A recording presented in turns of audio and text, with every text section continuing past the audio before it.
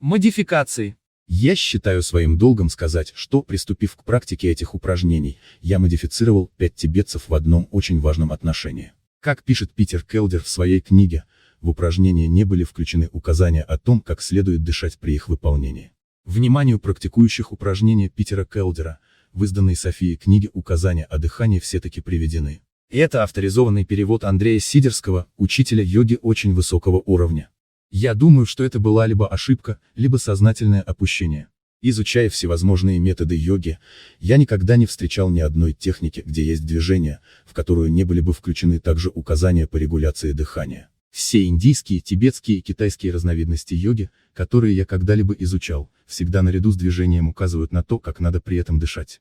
Дыхание представляет собой существенный аспект йогической практики. Мне представляется, что отсутствие информации о дыхании в книге Келдера является результатом убеждения, вообще присущего оккультистам и спиритам начала века и заключающегося в том, что непосвященным можно передавать лишь неполную истину. Эту установку можно распознать в большинстве теософских текстов, в том числе в работах Алисы Бейли и других духовных и оккультных писателей того периода.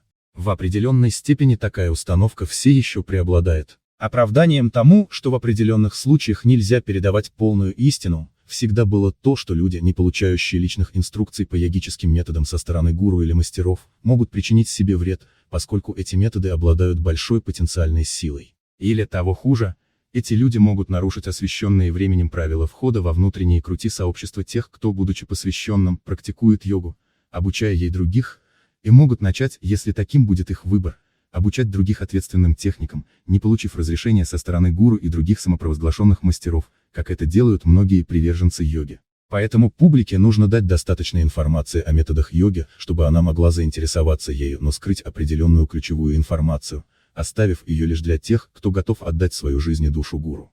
Лично я нахожу такие рассуждения в лучшем случае неправильными и вводящими в заблуждение, а в худшем это просто низкопробный вздор. Лично я считаю, что если метод представляет собой ценность и приносит пользу, то долг и обязанность любого подлинного учителя – передать это знание в полном объеме тем, кто в этом заинтересован.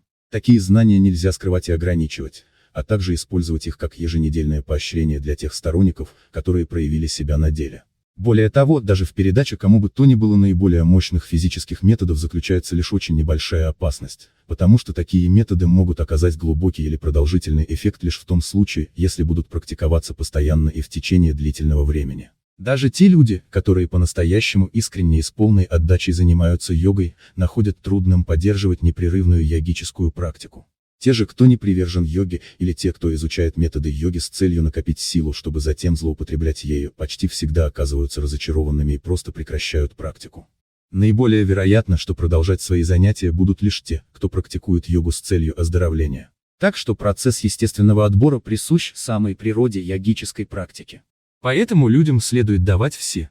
Делитесь всеми методами, которые у вас есть, и ничего не удерживайте. Те, кто практикует, занимаясь постоянно и тщательно выполняя все упражнения в течение длительного времени, обязательно извлекут из этого для себя пользу. Те же, кто не могут практиковать таким образом, уйдут из йоги и найдут другие занятия, которые будут представлять для них интерес и которым они смогут посвятить все свое время. Для того, чтобы не допустить ошибок или опущений, я со всей тщательностью, на которую только был способен, описал и добавил к 5 тибетцам регулируемое дыхание, чтобы максимально увеличить их потенциальную силу. Мне доставило удовольствие видеть, что другие авторы, распространявшие эти упражнения в своих книгах, последовали за мной, включив описание дыхания таким же образом, как это сделал я. Основываясь более чем на 20-летней практике и опыте обучения, я на вполне разумных основаниях верю, что эти упражнения приносят значительно большую пользу, когда выполняются совместно с регулируемым дыханием.